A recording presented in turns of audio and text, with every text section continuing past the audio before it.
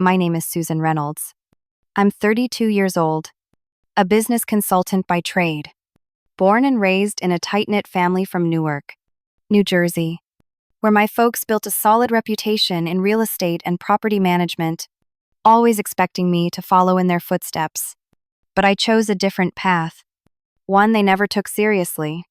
And that choice led to a moment at our family's annual Thanksgiving dinner that flipped everything upside down. My sister Barbara was halfway through her usual routine, cracking jokes about my so-called consulting gig, telling everyone at the table how I was just playing at business, shuffling papers for companies that were circling the drain. Wilmedat, Harold, chimed in with his classic line about how real work meant building something. You could see something solid, not just pushing numbers around on a computer screen. And my mom, Ashley, she just sat there, nodding along, laughing lightly like she always does when Barbara gets going. And the rest of the family, my cousins Daniel and Emma, my Aunt Lisa, they were all piling on, tossing out comments about how my job was nothing more than a fancy hobby, a way to pass the time while I lived off the family's name. And I just sat there, letting it roll over me, because I knew something they didn't, something that was about to change the whole game. Hey, before we dive deeper, where are you tuning in from? Drop a comment, hit that like button, and make sure you're subscribed, because I've got something big lined up for you tomorrow. Now, back to that night. About 20 minutes into their roast of my career, my assistant, Rachel, walked into the dining room of our family's home in Montclair, New Jersey, carrying a sleek leather folder that held the kind of news that stops conversations cold. In less than half an hour, I watched the smirks fade from their faces as they opened the envelopes she handed out, each one containing a termination notice from Newark Ventures, the parent company I'd been quietly running for the last 2 years. A company none of them even knew I controlled. And let me tell you, the shift in the air was something I'll never forget. Barbara's jaw dropped as she read the letter, her eyes scanning the page like she couldn't believe the words. And Harold, he just stared at his hands gripping the paper so tight it crinkled, while Ashley's laughter turned into a confused frown. And Daniel and Emma, they looked like they'd been hit by a truck, their usual confidence replaced by pure shock. Because those letters didn't just fire them from their jobs. They made it clear that the woman they'd been laughing at for years was the one calling the shots. Let me take you back to how this all started. Because it wasn't just about that one dinner. It was years in the making. Growing up in Newark, I was always the odd one out in the Reynolds family. My dad, Harold, ran a property development company, Reynolds Properties, that had been a big deal in New Jersey since my grandfather's days, building shopping centers, apartment complexes, you name it. My mom, Ashley, handled the books for the business, and Barbara, my older sister by 4 years, she was the golden child, the one who jumped right into the family business after college, managing commercial properties like she was born for it.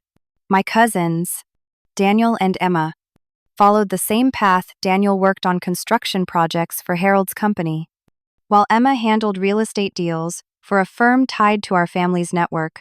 Then there was Aunt Lisa, my dad's sister, who ran a property management company that leased office spaces across the state.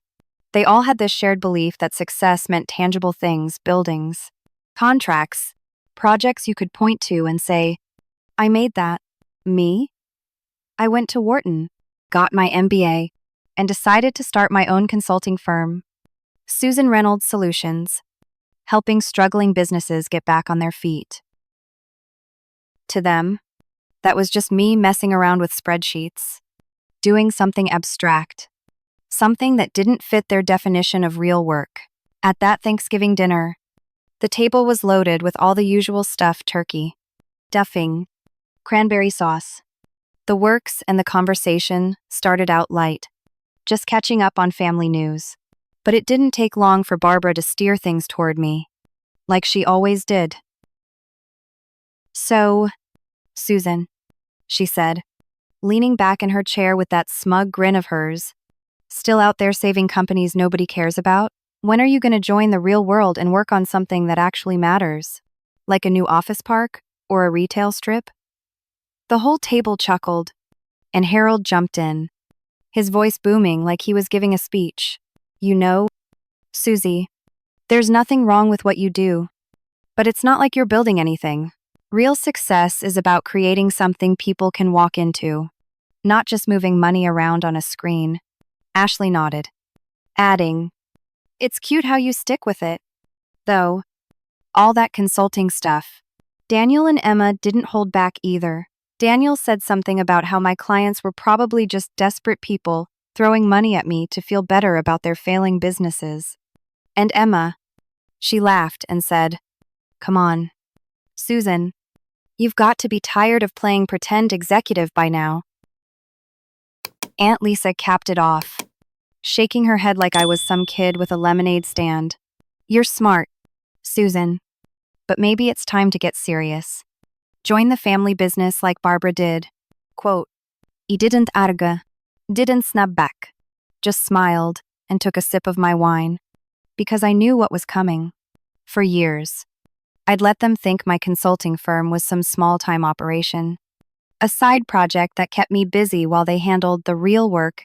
What they didn't know was that Susan Reynolds Solutions had grown into one of the top turnaround firms in the Northeast, pulling in millions in revenue by restructuring companies, negotiating deals, and brokering acquisitions nobody saw coming.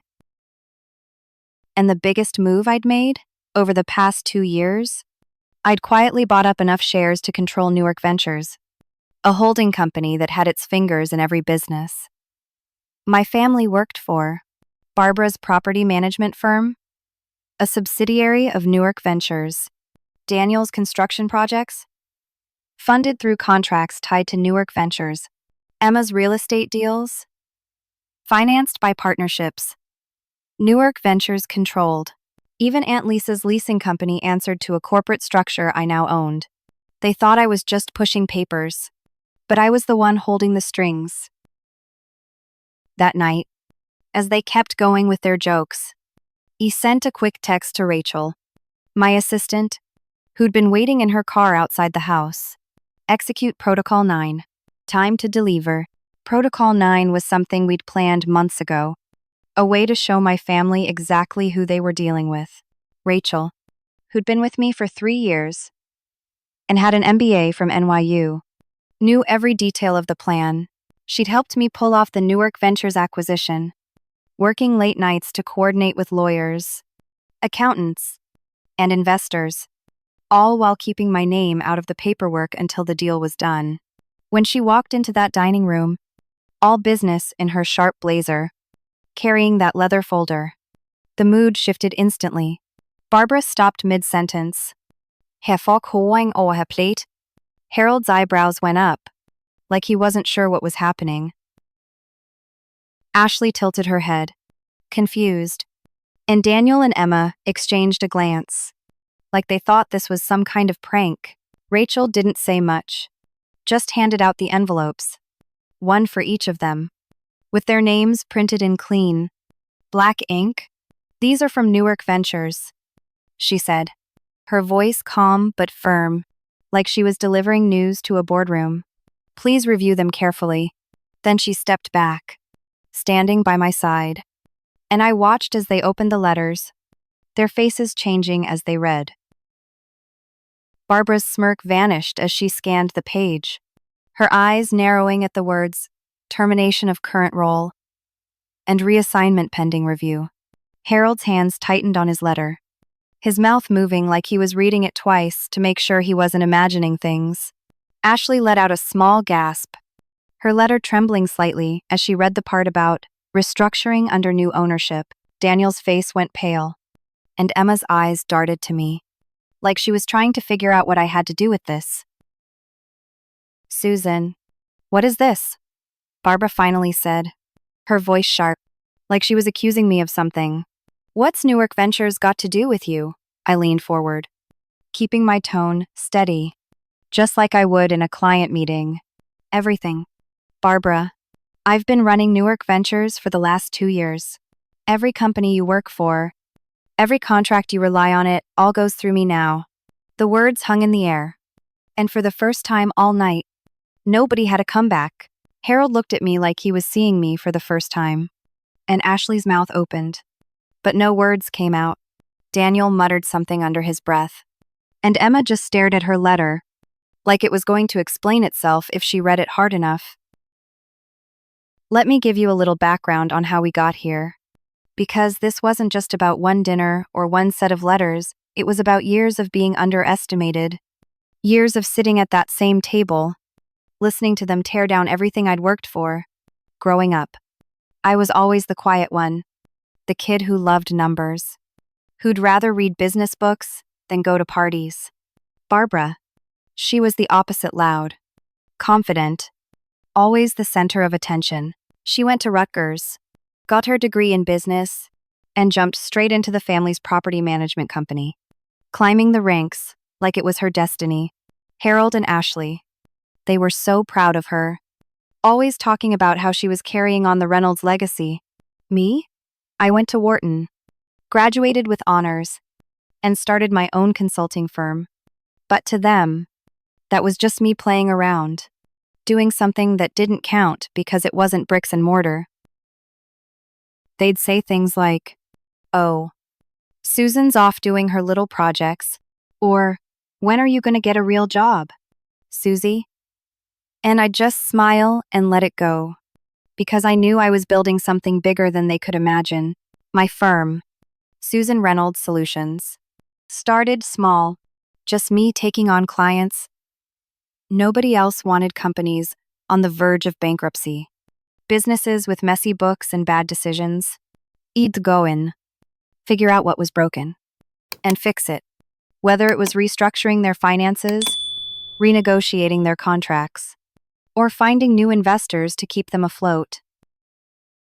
Over 7 years, I turned that into a business that brought in $12 million in revenue, working with clients across the Northeast, from small startups to massive corporations.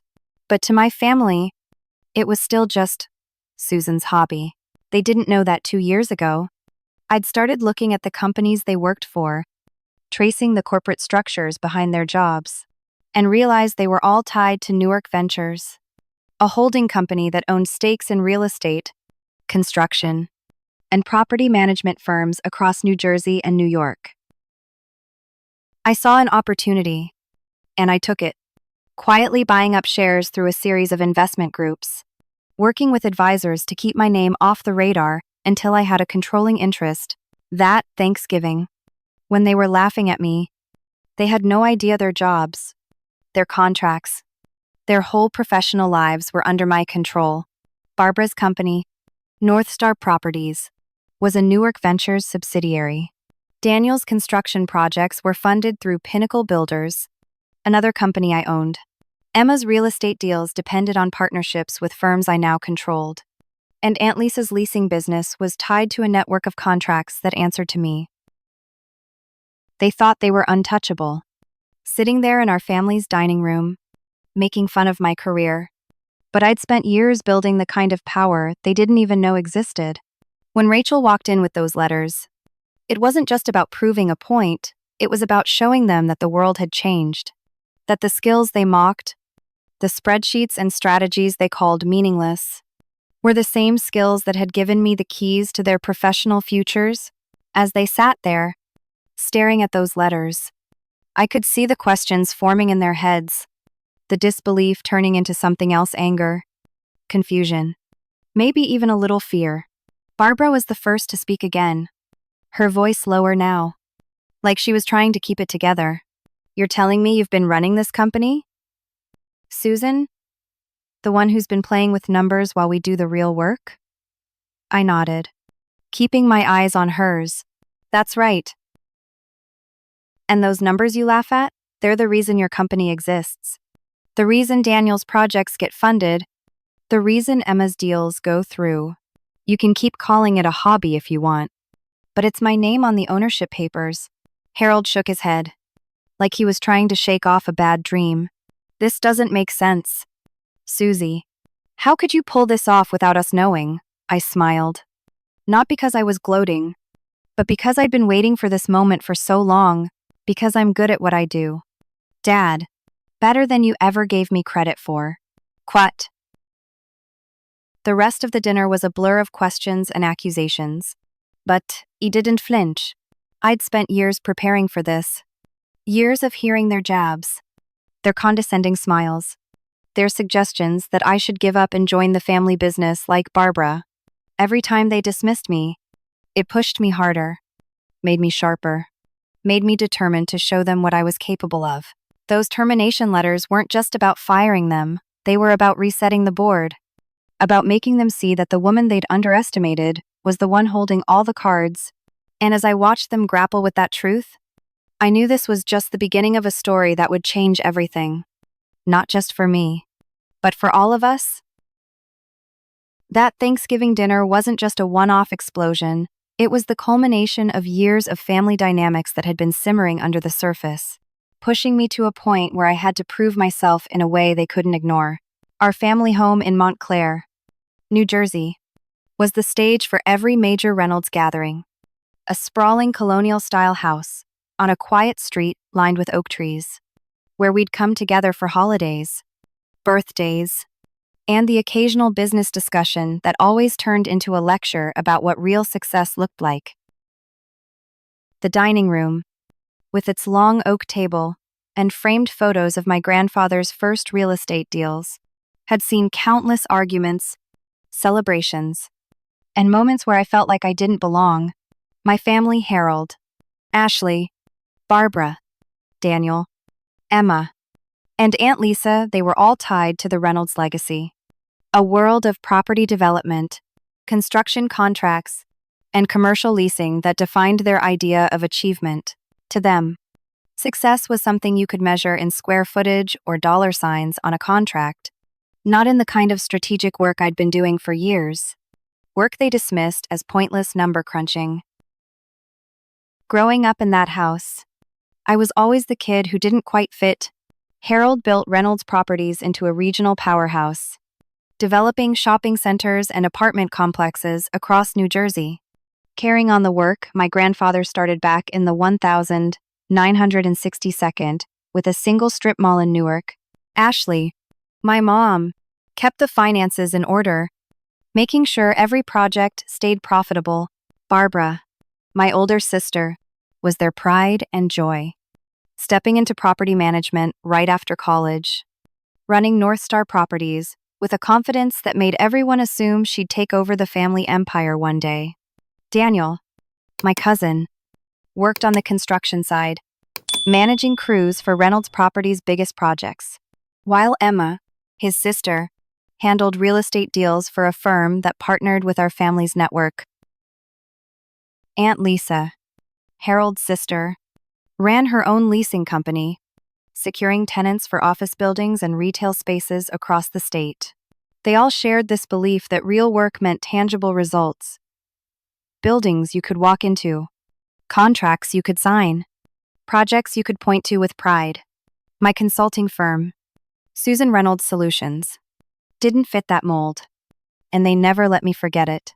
I'd gone to Wharton, got my MBA with top honors, and started my firm 7 years ago, focusing on helping struggling businesses turn things around. I'd take on companies other consultants wouldn't touch, failing manufacturers, retailers drowning in debt, startups with big ideas but no plan. I'd dive into their numbers, figure out what was broken, and build a strategy to fix it. Whether it was renegotiating loans, streamlining operations, or finding new investors.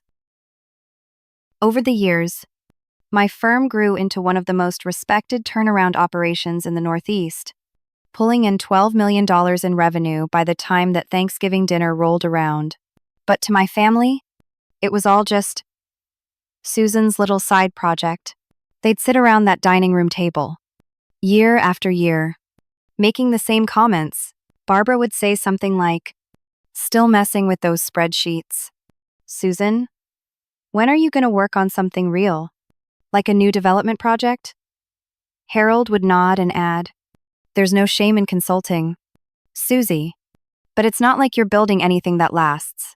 Ashley would smile, trying to soften it, but still say, "It's nice you're keeping busy. Honey." Daniel and Emma would pile on, joking about how my clients were probably just desperate people, paying me to tell them what they already knew. And Aunt Lisa would shake her head, saying, "You've got the brains for the family business? Susan, why waste it on that abstract stuff? I'd learned to let it roll off me." But every jab stuck, building up over time until it wasn't just about proving them wrong, it was about showing them how wrong they'd been. What they didn't know, what they couldn't even imagine, was that my consulting work had given me the skills to see opportunities they'd never notice. While they were focused on their day-to-day operations, signing contracts, managing properties, overseeing construction sites, I was studying the bigger picture, the corporate structures behind their businesses, the holding companies and investment groups that controlled their world. 2 years ago, I'd started digging into the companies they worked for, tracing the ownership chains.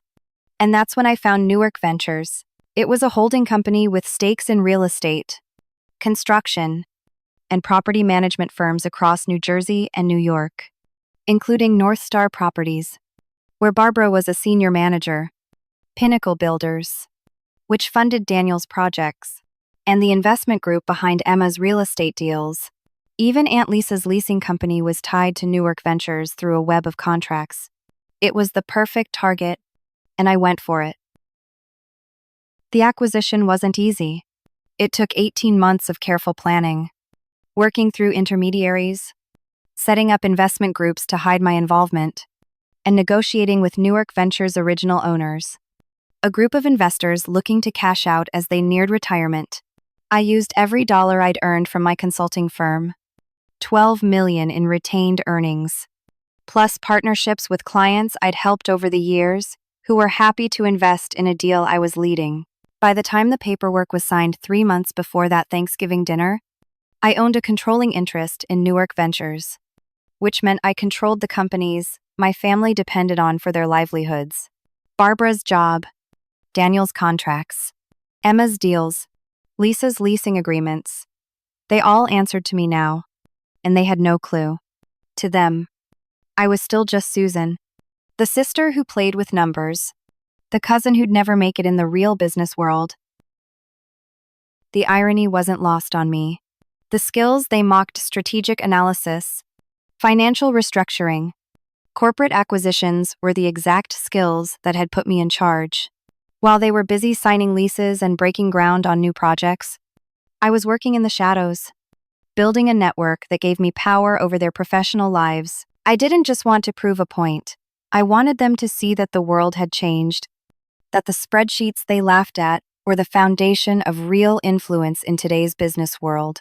That Thanksgiving dinner was the perfect stage, because it was where they always felt the most comfortable, tearing me down, where they'd sit around that table, passing the mashed potatoes, and take turns reminding me I'd never measure up to their version of success. Looking back, the roots of that night went deeper than just family dinners. The Reynolds family had always been about tradition, about building things that lasted. My grandfather, George Reynolds, started it all with that strip mall in Newark, turning a small investment into a real estate empire that defined our family's identity. Harold took it over in his 20s, studied engineering at Princeton, worked construction sites to learn the business from the ground up. When he had a stroke at 45, it shook everyone, not just because we lost him too soon, but because it left a hole in the business nobody was ready to fill. I was only 10 when it happened, too young to understand the full impact, but I remember the family meetings that followed. The late-night talks about who would step up. Aunt Lisa tried to take charge, but she didn't have Harold's vision. Barbara was still in college, but everyone knew she'd be the one to carry the torch eventually. Daniel and Emma, they were groomed for their roles, learning the ropes of construction and real estate while I was stuck in the background, the kid who was good with numbers but didn't fit the family mold. By the time I was in high school, I'd started paying attention to the business conversations at those dinners. not because I wanted to join Reynolds Properties, but because I was fascinated by the bigger picture. While Barbara was learning how to manage tenants, I was reading about corporate finance, studying how holding companies worked, how money moved behind the scenes. I'd go to the library after school, pull out business journals, and read about companies like the ones my family worked for, learning how their contracts and partnerships were tied to larger structures.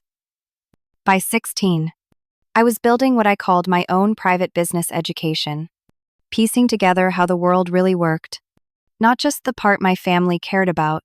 They didn't notice, because to them, I was just the quiet kid who liked books too much. When I got to Wharton, that education went into overdrive. I studied corporate strategy, mergers, acquisitions, everything my family dismissed as paper pushing. I'd come home for holidays, try to share what I was learning, but they'd brush it off. Once, during a Christmas dinner, I'd put together a plan for how Reynolds Properties could expand into mixed-use developments, using new financing models to triple their revenue. Harold listened for about 5 minutes before saying, "That's interesting, Susie. But we stick to what works. You can't build a shopping center with a spreadsheet." Barbara laughed, adding, "Stick to your numbers. Susan, leave the real stuff to us." That was the moment I realized I'd never win their respect by explaining myself. I had to show them. Build something so big they couldn't ignore it. Starting Susan Reynolds Solutions was my way of doing that. The early days were rough, taking on clients nobody else wanted, working 16-hour days to prove I could deliver. My first big win was a small retailer in Jersey City, on the brink of bankruptcy, with creditors breathing down their neck. I spent 6 months restructuring their debt, renegotiating supplier contracts, and finding a new investor to keep them afloat. When they turned a profit for the first time in years, it wasn't just a win for them, it was proof I could do what my family said I couldn't.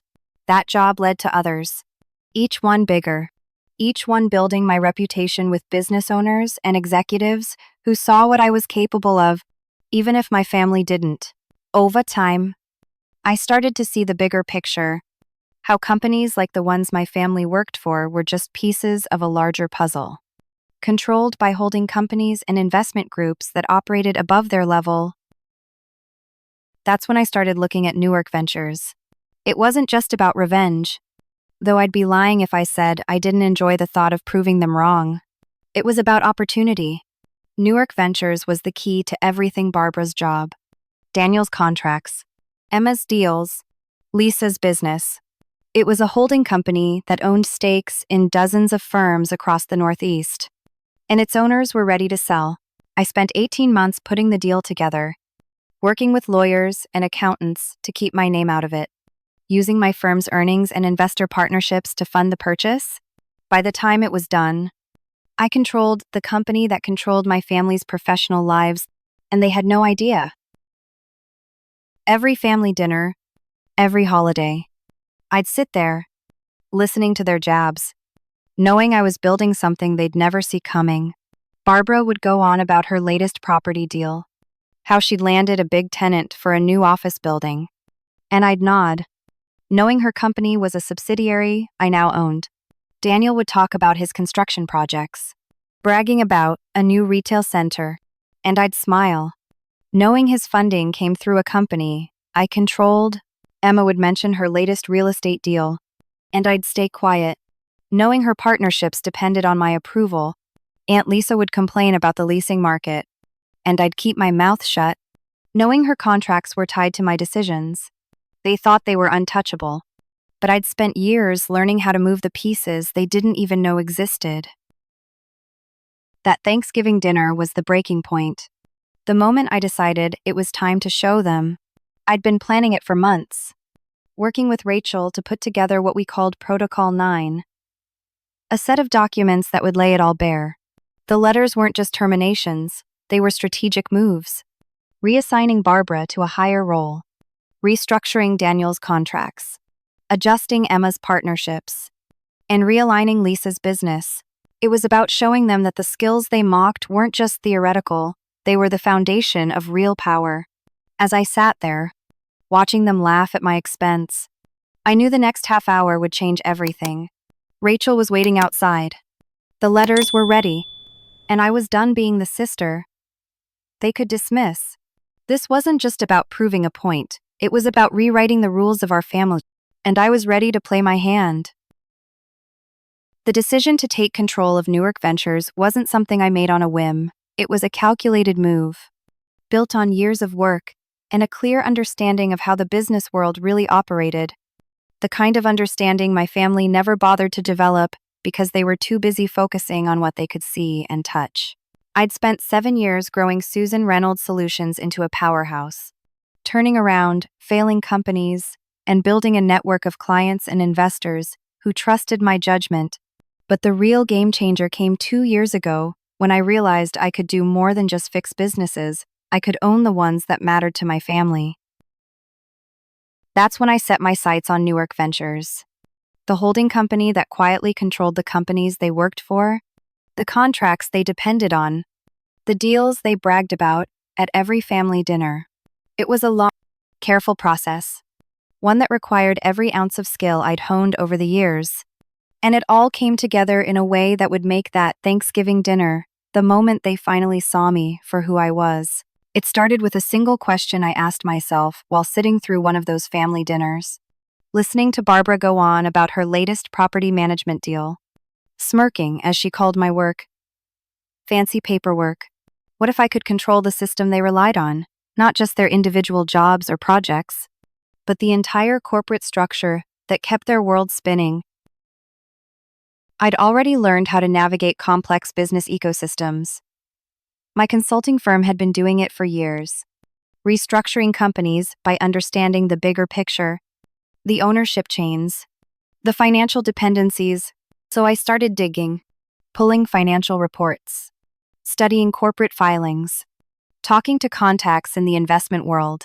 That's when I found Newark Ventures, a holding company with stakes in real estate, construction, and property management firms across New Jersey and New York. It owned North Star Properties, where Barbara worked as a senior manager. It funded Pinnacle Builders, the company behind Daniel's construction projects. It had partnerships with the investment group that backed Emma's real estate deals. Even Aunt Lisa's leasing business was tied to Newark Ventures through a series of contracts. It was the perfect target, the key to everything. The acquisition wasn't something I could just walk into. Newark Ventures was a multi-million-dollar operation, and its owners, a group of aging investors based in Manhattan, weren't looking to sell to just anyone. They wanted someone with the capital, the vision, and the discretion to take over without disrupting their legacy. I had the capital $12 million in retained earnings from my consulting firm, plus access to investors I'd worked with on past deals. I had the vision, a plan to streamline Newark Ventures operations, boost profitability, and expand its influence. And I had the discretion, because I'd learned early on that the best way to win in business was to stay under the radar until the deal was done. I set up a series of investment groups, shell companies, and intermediaries to handle the negotiations, keeping my name out of it until the final signatures were in place. It took 18 months of late nights, countless meetings, and more legal paperwork than I'd ever seen in my life. But by October, 3 months before that Thanksgiving dinner, I owned a controlling interest in Newark Ventures. The process was intense. I'd spend days in my office in downtown Newark, poring over financial statements with my team, figuring out how to structure the deal without tipping off anyone in the industry, let alone my family. Rachel, my assistant, was a lifesaver. She'd graduated from NYU with an MBA in corporate strategy and had a knack for keeping things organized and confidential. We'd meet with lawyers and accountants, go through rounds of due diligence, negotiate terms with the sellers, all while making sure nobody connected the dots back to me. The sellers didn't care who I was. They saw a well-funded buyer with a solid plan, and that was enough. By the time the deal closed, I controlled 17 subsidiaries and partnership interests across New Jersey and New York. including the companies that employed or contracted with Barbara, Daniel, Emma, and Lisa. It was a quiet takeover, the kind nobody notices until it's too late. And that's exactly how I wanted it. What made it so satisfying was how invisible I stayed. To my family, I was still just the sister who messed around with numbers, the cousin who'd never make it in their world of real estate and construction. They had no idea their professional lives were now in my hands. Barbara would call me up, complaining about some issue at North Star Properties, not knowing I was the one who'd approved their latest budget. Daniel would brag about a new construction project at family dinners, unaware that Pinnacle Builders, the company funding it, reported to me. Emma would talk about her real estate deals, not realizing her firm's partnerships were now under my control. And Aunt Lisa, she'd go on about her leasing contracts, oblivious to the fact that I was the one signing off on her company's agreements. It was a strange feeling, sitting at those family gatherings, listening to them dismiss my career while knowing I held the keys to theirs. The acquisition wasn't just about power, it was about proving a point. My family thought my work was meaningless because it didn't produce something they could see, like a new building or a signed lease. But what I'd learned, what they never understood, was that the real power in today's world comes from understanding systems, how money moves, how companies are structured, how decisions get made behind the scenes. My consulting firm had taught me that every time I turned around a failing business, I was learning how to navigate those systems, how to find leverage points others missed. That's what let me pull off the Newark Ventures deal. And it's what set the stage for that Thanksgiving dinner. I wasn't just going to tell them I was successful, I was going to show them, in a way they couldn't dismiss. The planning for that night started months before, right after a family barbecue in July, where Barbara had taken another shot at me.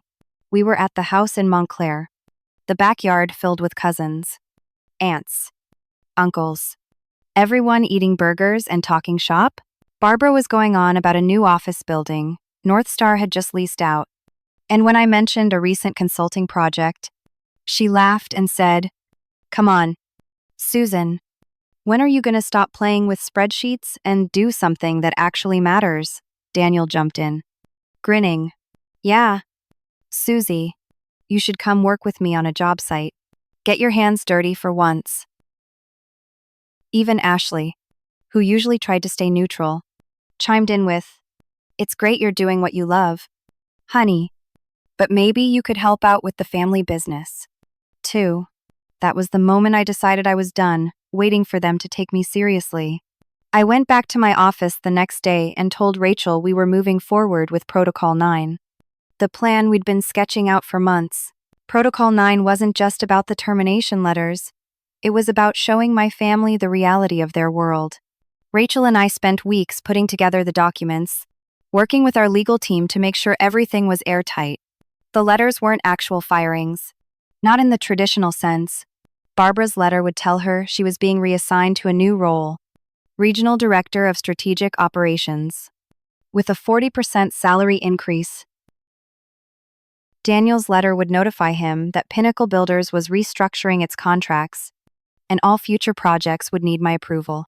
Emma's would outline new partnership criteria for her real estate deals, tying them to my strategic vision. Lisa's would inform her that her leasing company was under new oversight, reporting to me. The point wasn't to ruin their careers, it was to make them see that their jobs, their projects, their entire professional lives depended on the kind of strategic thinking they'd spent years mocking. We had to be careful, because any slip-up could ruin the whole thing. If Barbara or anyone else got wind of the acquisition before Thanksgiving, it would soften the impact, give them time to prepare, maybe even push back. So we kept everything quiet, working through normal corporate channels, making sure the subsidiaries didn't leak anything to their employees. Rachel was a master at this.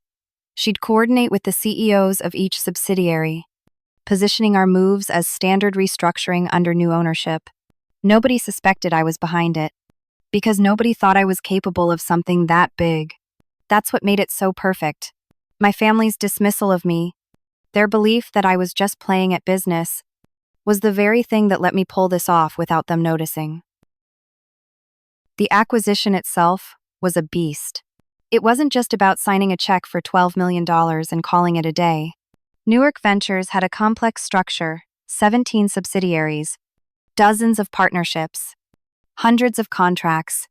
I had to understand every piece of it, from the financials to the legal details, to the operational dependencies. I'd spend hours with my team going over balance sheets, reviewing partnership agreements, making sure we weren't missing anything. The sellers were tough negotiators. They wanted to maximize their payout while protecting their legacy. I had to convince them I was the right buyer, someone who could take Newark Ventures to the next level without disrupting its operations.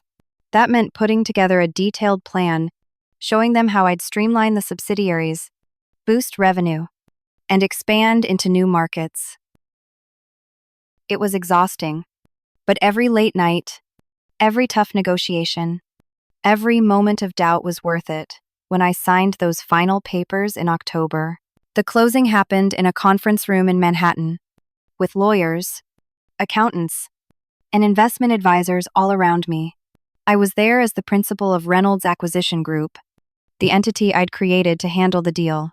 It was a surreal moment, sitting at that table, signing documents that gave me control over a company that controlled my family's world. I didn't feel vindictive. Not exactly. It was more like satisfaction, the kind you get when you've worked for years to build something and it finally comes together.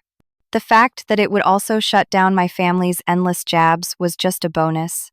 Within 48 hours of the closing, I was on calls with the CEOs of Newark Ventures' key subsidiaries, setting up meetings to discuss the new direction.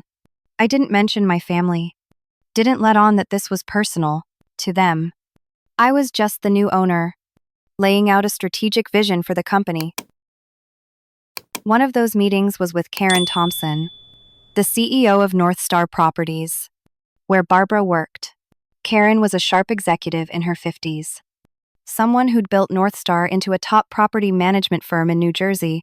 We met in her office in Jersey City, overlooking the Hudson River, and I asked her to walk me through her team, focusing on her top performers. She didn't hesitate when it came to Barbara. "She's one of our best," Karen said, flipping through a stack of personnel files. "Great with clients, understands the market, natural leader. I've been thinking about putting her up for a regional director role when we expand next year." That was exactly what I needed to hear. Instead of firing Barbara, I could promote her, make her new role a direct result of my control, something that would hit her hard when she realized who was behind it. The meetings with the other subsidiaries were trickier. I couldn't directly control Daniel's or Emma's jobs. They weren't employees of Newark Ventures' subsidiaries, but their projects depended on companies I now owned. For Daniel, it was Pinnacle Builders, which funded his construction work. I met with their CEO, Mark Rodriguez, and laid out a plan to restructure their contract approvals, putting all future projects under my oversight. For Emma, it was about the partnerships her real estate firm relied on. I met with the head of the investment group that backed her deals, outlining new criteria that would align with my strategic goals. Lisa's leasing company was a bit different. Her contracts were tied to a subsidiary called Hudson Leasing, and I worked with their management to bring her business under tighter control, requiring my approval for major decisions. Every move was designed to show my family that their world, the one they thought they ran, was now mine to shape. The beauty of it all was how little they suspected. At every family gathering, every holiday, every casual phone call, they'd talk about their work, their plans, their successes, never realizing I was pulling the strings. Barbara would complain about some corporate decision at North Star, not knowing I'd made it. Daniel would talk about a new project, unaware I'd approved the funding. Emma would mention a deal she was working on, oblivious to the fact that I'd set the terms. Lisa would grumble about her contracts, not knowing I was the one reviewing them. It was a strange kind of power, knowing I could change their lives with a single decision, and they'd never see it coming. As Thanksgiving got closer, I started feeling the weight of what I was about to do. This wasn't just about proving a point, it was about changing the way my family saw me. Saw my work, saw the world. I'd spent years building up to this, learning how to navigate corporate structures, how to move money, how to make deals nobody else could. Every client I'd saved, every dollar I'd earned, every connection I'd made had led to this moment. Rachel and I went over the details of Protocol 9 again and again, making sure every letter was perfect. Every word chosen to hit hard, but not destroy. I didn't want to ruin their careers. I wanted to redirect them, to show them that the skills they mocked were the ones that mattered most. By the time November rolled around, everything was in place.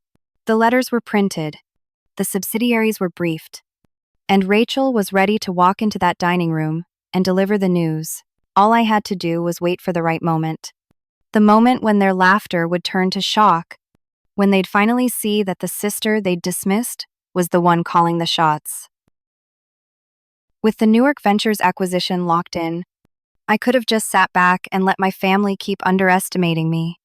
But something shifted after that July barbecue, a moment that pushed me to stop waiting for their approval and start planning the kind of demonstration that would force them to see the truth.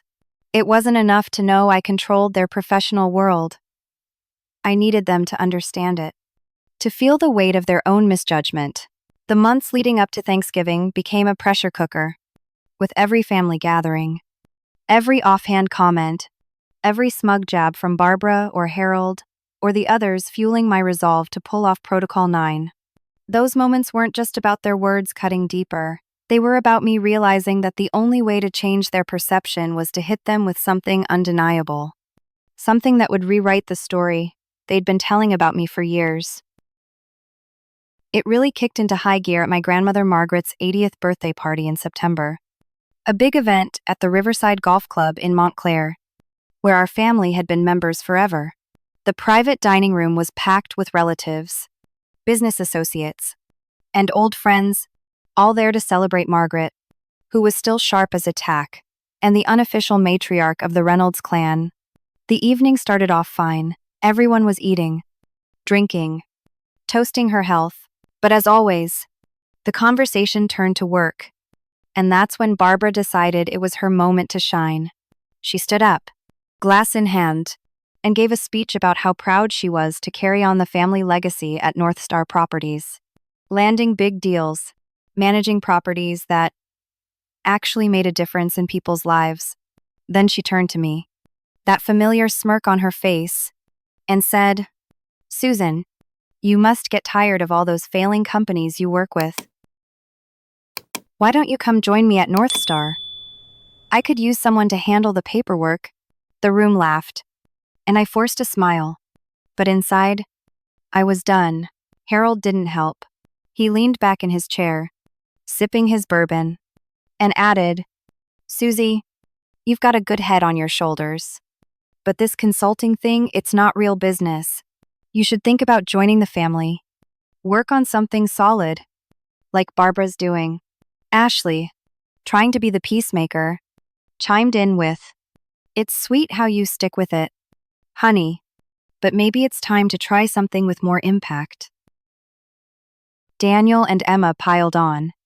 As usual, Daniel said, "Yeah, Susan, you'd be great at organizing our project files. Come work with me. Get out of that office." Emma laughed and added, "Seriously, when are you going to give up on those sinking ships and do something that lasts?" Aunt Lisa, always the one to sound practical, shook her head and said, "You're wasting your talents, Susan. The family business could use someone like you. If you'd just get serious." Quote, "I didn't snap back. Didn't argue. I just nodded, took a sip of my wine, and let them think they'd won." But driving home that night, I felt something harden inside me. It wasn't just about their words, it was about the years of dismissal. The way they'd built this narrative where I was the dreamer, the one who'd never measure up to their concrete achievements. That birthday party was the final straw. The moment I decided Protocol 9 wasn't just a plan, it was a necessity. I wasn't going to spend another year sitting through their jokes, pretending they didn't matter. I was going to show them that the skills they laughed at, the strategies they called pointless, were the very things that gave me power over their world. The next morning, I was in my office in downtown Newark, going over the details with Rachel. We'd been refining Protocol 9 for weeks, making sure every piece was perfect. The letters were the centerpiece, carefully worded documents that would hit each family member where it hurt, not by destroying their careers, but by showing them who was really in charge. Barbara's letter would promote her to Regional Director of Strategic Operations at Northstar, a move that would boost her pay and status, but make it clear, she reported to me, Daniels would notify him that Pinnacle Builders was changing its contract terms, requiring my approval for all future projects. Emma's would outline new rules for her real estate partnerships, tying them to my strategic goals. Lisa's would inform her that Hudson Leasing was under new oversight, with me calling the shots. Every letter was designed to deliver a clear message. The sister, the cousin, the niece they'd dismissed was the one holding the keys to their professional lives. We had to be meticulous, because one wrong move could tip them off. If Barbara or anyone else caught wind of the acquisition, it would dilute the impact, give them time to push back or spin the narrative. So we kept everything under wraps, working through the subsidiaries' CEOs to position the changes as routine corporate restructuring. I'd meet with Karen Thompson at Northstar, going over staffing plans, making sure Barbara's promotion was framed as a strategic decision, not a personal one. I'd talk to Mark Rodriguez at Pinnacle Builders, discussing contract updates without mentioning Daniel by name. I'd call the investment group behind Emma's deals, laying out new partnership criteria like it was just business as usual. Lisa's company was trickier, Hudson Leasing was smaller, and she was more hands-on, so we had to be extra careful to keep her in the dark. Rachel was a pro at this, coordinating with everyone, keeping my name out of it, making sure the subsidiaries followed my instructions without leaking anything. The weeks leading up to Thanksgiving were a balancing act. I'd go to family events, smile through their comments, act like nothing had changed. At a Labor Day cookout, Barbara was at it again, talking about a new tenant she'd landed for Northstar. You should see this deal. Susan, she said, grinning. Real work. Not just moving numbers around. You'd get it if you ever tried it. Daniel laughed, adding, yeah, come out to a job site. Susie, see what it's like to actually build something. I just nodded, said something vague about a client project, and changed the subject, but every jab was like fuel, pushing me to make sure Protocol 9 was flawless. I'd go back to my office, review the documents with Rachel, double-check the legal details, make sure every word in those letters was perfect. We'd rehearse the delivery, planning exactly how Rachel would walk into that dining room, hand out the envelopes, and step back while I took control. The closer we got to Thanksgiving, the more I could feel the tension building, not just in me, but in the air at every family gathering. They didn't know what was coming, but they could sense something was off. Barbara started asking me weird questions, like, you ever work with holding companies? Susan, Northstar's been getting some strange memos about new ownership. Eat shrok. Say something about how that's just how big companies work, and move on. Daniel mentioned a new approval process at Pinnacle Builders, looking at me like he was trying to figure out if I knew something. They're tightening up on contracts, he said. Sounds like your kind of thing, paperwork. I smiled, kept it vague. But inside, I was making mental notes, adjusting our plan to make sure nothing leaked. Emma was quieter, but I caught her glancing at me during a family dinner in October, like she was trying to piece something together. Even Aunt Lisa, usually too busy to care, asked me once if I'd heard about any big acquisitions in the real estate world. Just rumors, I said, and changed the topic. Those moments were nerve-wracking, because I knew how close we were to pulling this off. If any of them started digging, they might find a thread that led back to me, and the whole plan would lose its punch. Rachel and I spent hours going over contingency plans, making sure we had answers ready if anyone asked questions before Thanksgiving. We'd meet with our legal team, review the acquisition documents, make sure every detail was locked down. I even had a folder ready with proof of my ownership financial statements, signed contracts, everything I'd need if they tried to challenge me. The goal wasn't just to shock them, it was to make sure they couldn't argue, couldn't deny what I'd done. I wanted them to see that the sister they'd laughed at, the one they thought was playing at business, had outmaneuvered them in a way they'd never imagined. The final push came in early November, when I got a call from Karen Thompson at North Star. She'd just finished a performance review for Barbara and wanted to confirm the promotion we'd discussed. "I'm putting her up for regional director," Karen said. "She's ready for it, and the new ownership seems to support moving our top people up." I told her to go ahead, but to hold off on telling Barbara until after Thanksgiving. "We're coordinating a bigger announcement," I said, keeping my voice neutral. Karen didn't ask questions. She assumed it was just corporate strategy, which was exactly what I wanted. Similar conversations happened with the other subsidiaries. Mark Rodriguez at Pinnacle Builders confirmed the new contract terms, saying he'd roll them out in December. The investment group behind Emma's deals agreed to the new partnership criteria. No questions asked. Hudson Leasing's management was on board with the oversight changes, ready to implement them when I gave the word. Everything was falling into place, and I could feel the momentum building. By the time Thanksgiving week arrived, I was ready. Rachel and I had gone over every detail, from the wording of the letters to the timing of her entrance. We'd rehearsed how I'd handle their reactions, what I'd say when they started asking questions. I didn't want to gloat, that wasn't the point. I wanted them to understand, to see that the skills they'd dismissed were the ones that had given me control. The night before Thanksgiving, I barely slept, going over the plan one last time, making sure nothing was out of place. Rachel was ready. The documents were in her leather folder, and the stage was set. I knew the dining room in Montclair would be packed with the usual holiday chaos: turkey, laughter, and the same old jabs at my career.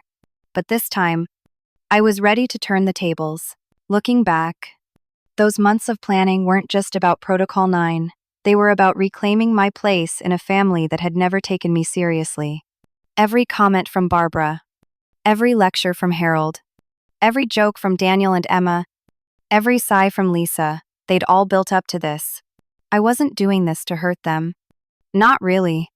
I was doing it to show them that the world had changed, that the sister they thought they knew was someone else entirely. I'd spent years learning how to navigate the corporate world, how to find leverage where others saw nothing, how to build something bigger than they could imagine. And now, I was ready to show them what that meant. Thanksgiving wasn't just another family dinner. It was the moment I'd been working toward, the moment I'd proved that the skills they mocked were the ones that ran their world. The days leading up to Thanksgiving were a blur of final preparations, double-checking every detail to make sure Protocol 9 would hit exactly as planned. But when the moment finally arrived, it was everything I'd been building toward for years. The dining room in our Montclair home was packed with the usual holiday chaos: plates piled with turkey, mashed potatoes, and green beans. The air filled with chatter and laughter, but beneath it all was the same undercurrent of judgment I'd faced my whole life. Barbara was in rare form, leaning across the table, her wineglass in hand, ready to take another swing at my career.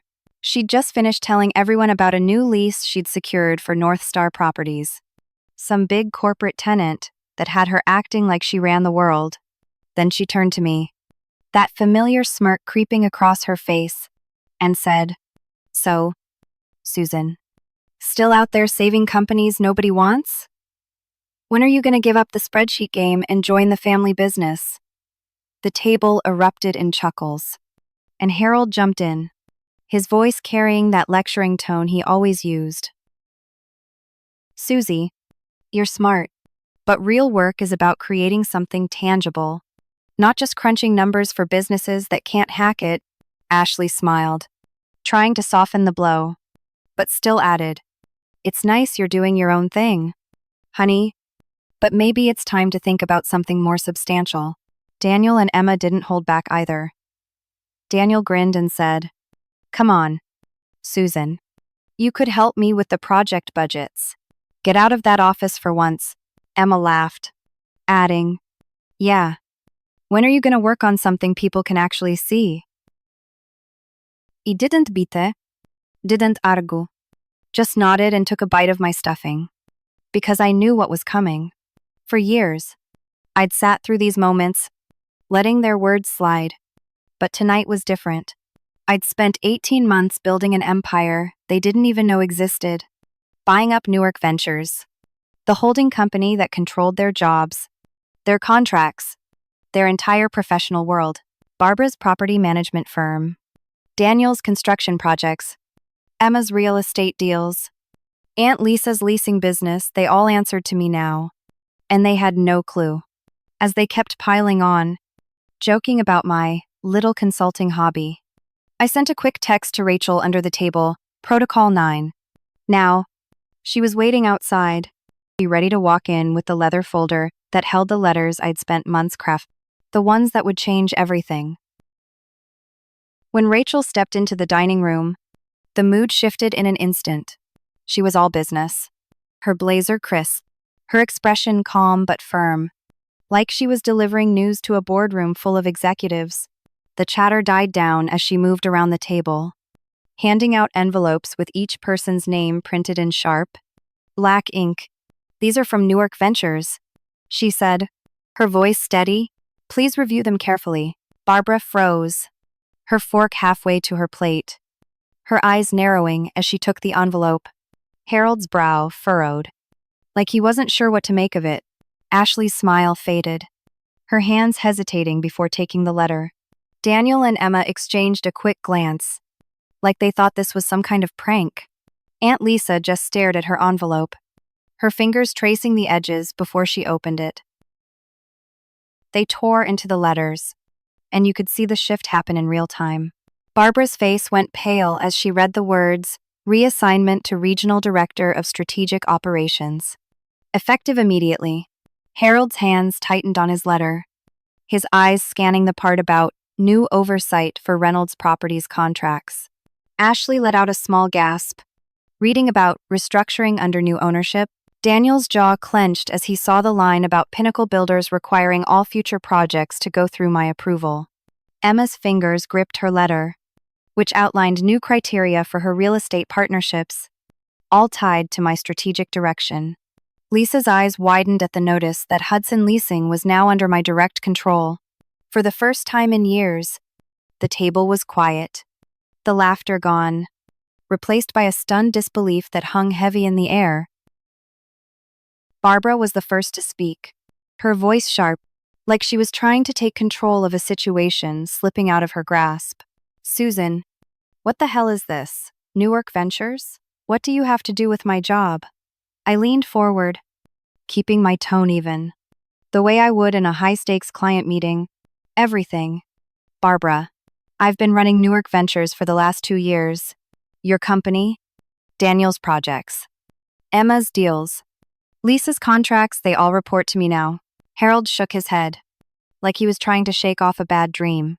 "This doesn't add up. Susie, you're saying you bought a company that controls our businesses?" "How?" Ashley's voice was quieter, almost pleading. "Honey, is this some kind of joke?" Daniel slammed his letter down, his voice rising. "No way. You pulled this off. You're a consultant, not some corporate big shot." Emma just stared at me, her letter still in her hands, like she was waiting for an explanation that made sense. Lisa's voice was low, almost a whisper. "Susan, how could you do this without telling us?" I didn't flinch, didn't raise my voice. I'd rehearsed this moment too many times, gone over every possible reaction with Rachel. "It's not a joke," I said, looking around the table, meeting their eyes one by one. "Newark Ventures owns North Star Properties, Pinnacle Builders, the investment group behind Emma's deals, And the contracts Lisa's company depends on. I bought it, piece by piece. Over the last 18 months, every decision you've been making, every deal you've signed, every project you've worked on, it's all been under my control. Barbara's eyes narrowed, her voice dripping with disbelief.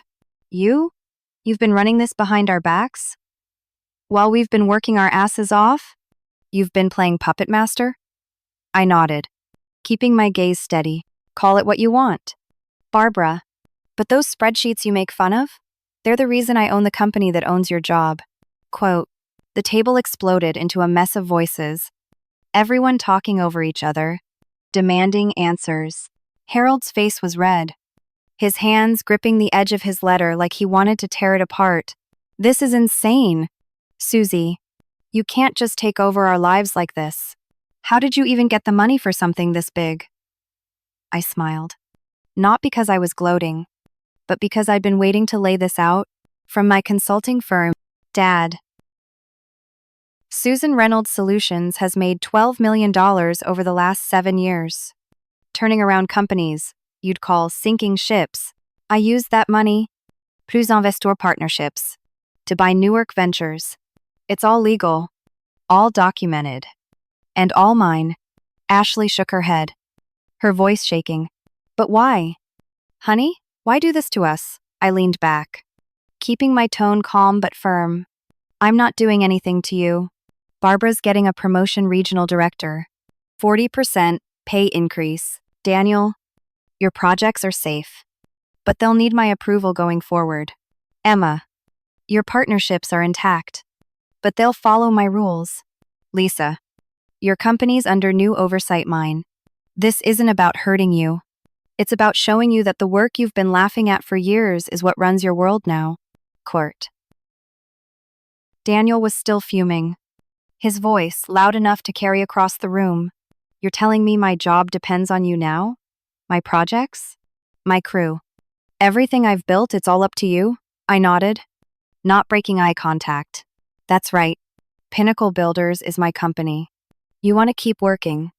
You work with me. Emma finally spoke, her voice quieter but sharp. This is unreal. Susan, you've been sitting here, letting us think you're just some number cruncher, while you're pulling strings on our entire careers? I shrugged, keeping it simple. You never asked what I was really doing. You were too busy making jokes. Lisa's voice cut through, her tone a mix of shock and anger. This is family. Susan, you don't manipulate family like this. How could you keep this from us? I looked at her, my voice steady. Because you never took me seriously. Lisa, none of you did. You called my work a hobby, a game. Now you see what it really is. Quote? Barbara wasn't done. She stood up, her letter crumpled in her hand, her voice shaking with a mix of anger and disbelief. You think you can just walk in here, hand out these letters, and expect us to bow down? I've been running North Star's biggest accounts for years. You don't need your promotion. And I sure as hell don't need you telling me how to do my job. I'm at her chaza, not backing down. Read the letter again. Barbara, you're not fired. You're promoted.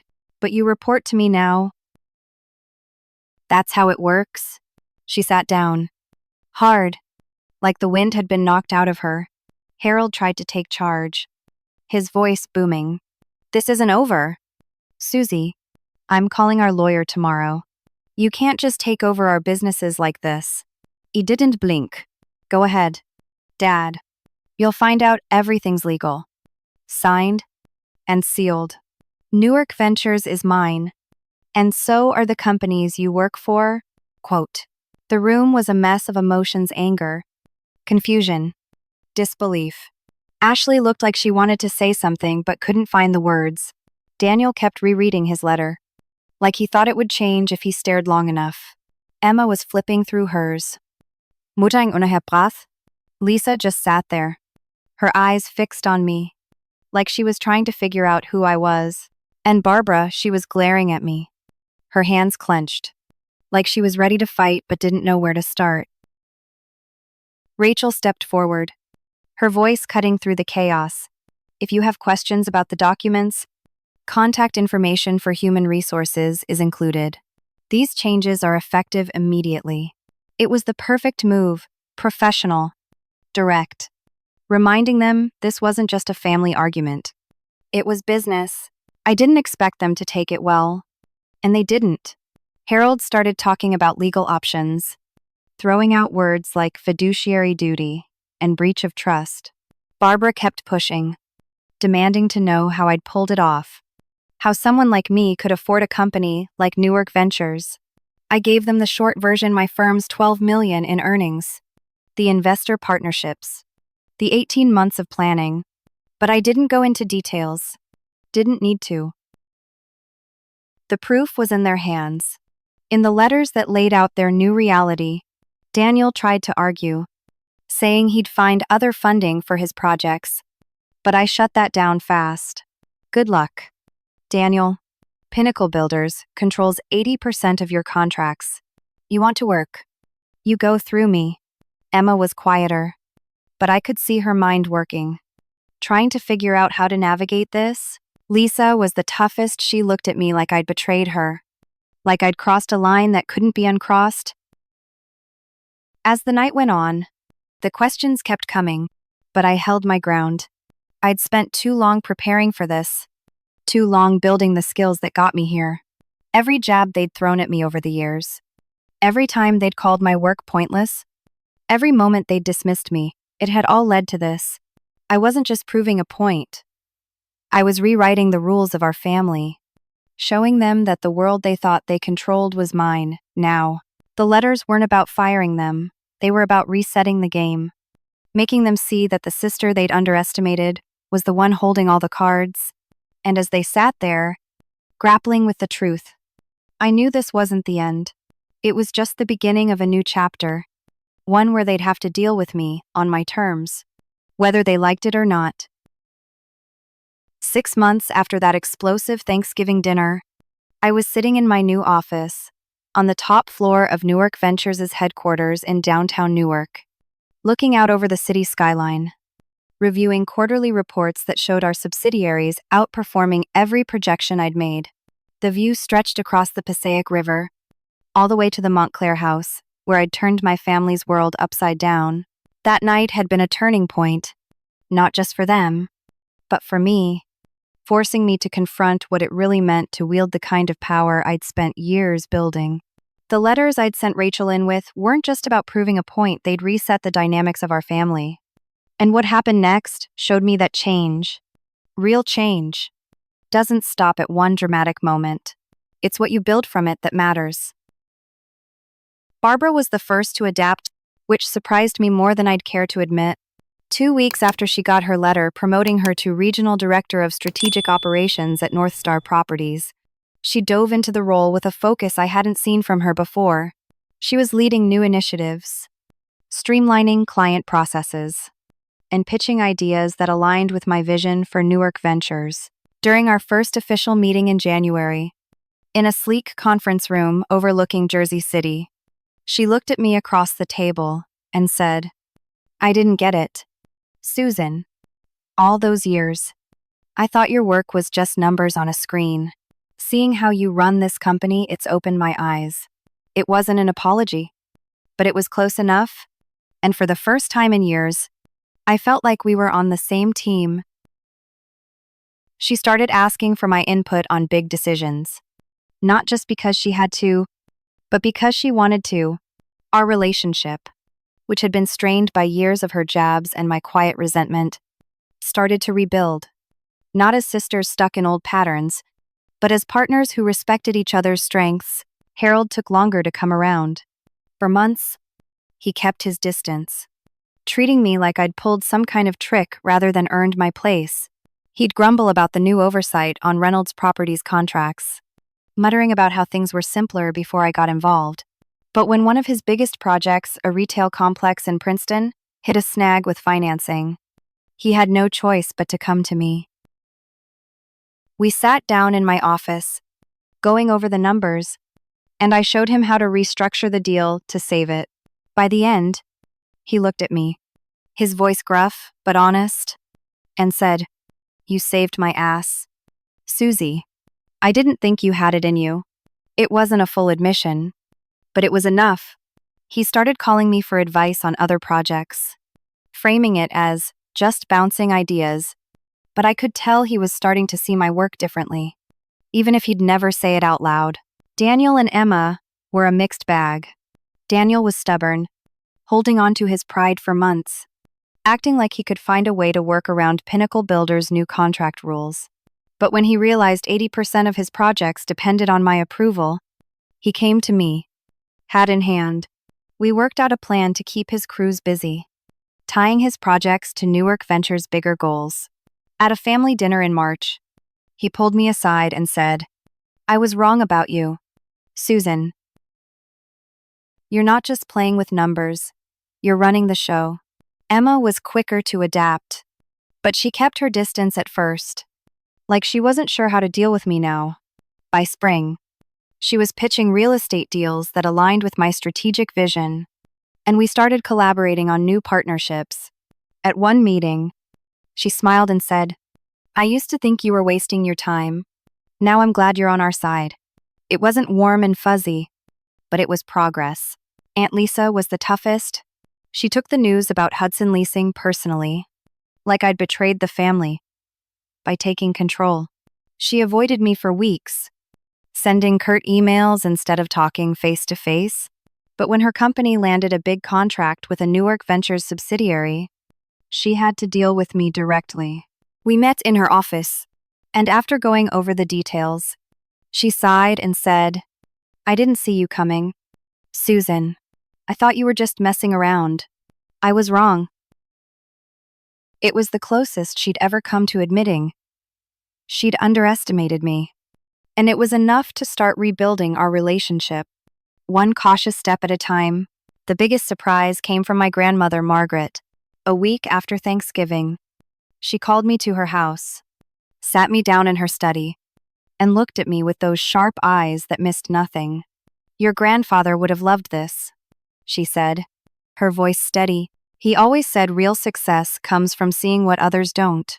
You did that, Susan, and you did it your way." Her words hit me harder than I expected, because Margaret's approval carried more weight than anyone's. She'd always been the one who held our family together, and knowing she saw what I'd done as something to be proud of it changed how I saw myself. She didn't just validate my work. She made it clear the Reynolds family needed someone like me to keep us moving forward. The business side of things was even more rewarding. Newark Ventures was thriving, with revenue up 35% in the first 6 months under my leadership. The subsidiaries were running smoother, thanks to the changes I'd put in place, and new partnerships were opening doors I'd never imagined. Industry magazines started writing about the quiet acquisition that had consolidated New Jersey's real estate and construction markets, and I was getting calls for speaking gigs and board positions. But the real win wasn't the headlines or the money, it was what came next. Inspired by that Thanksgiving night, I decided to channel some of Newark Ventures' profits into something bigger than business.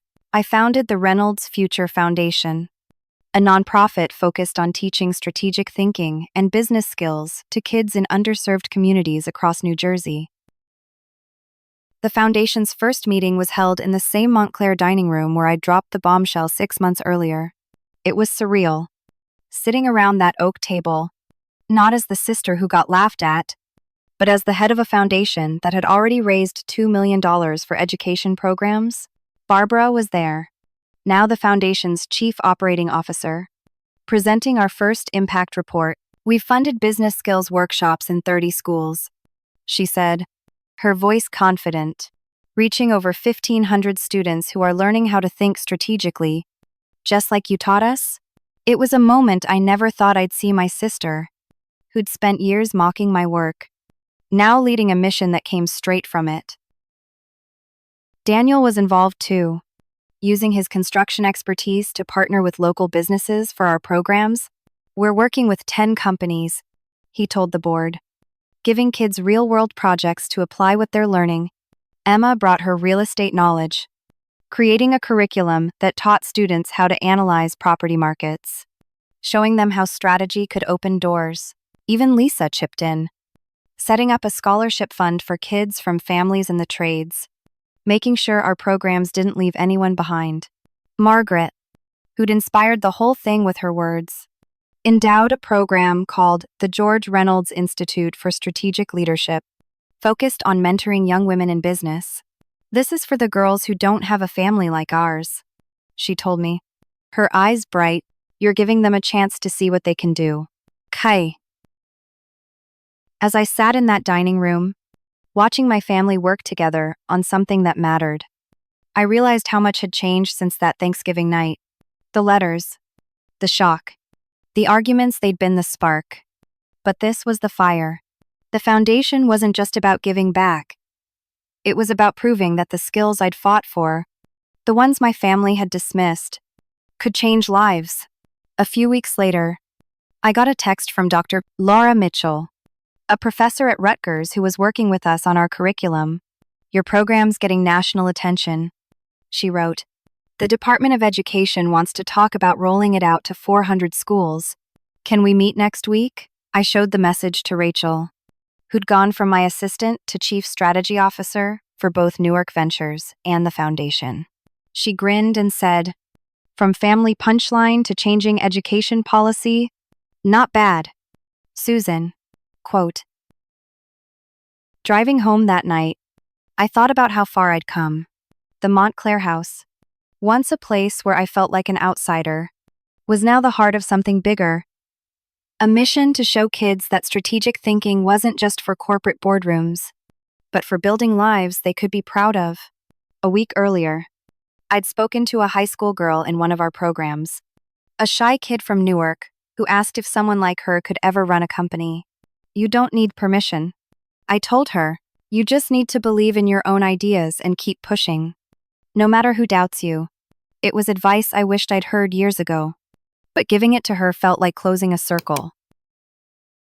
The journey from that Thanksgiving dinner to where I stood now wasn't just about proving my family wrong. It was about proving to myself that I didn't need their approval to build something real.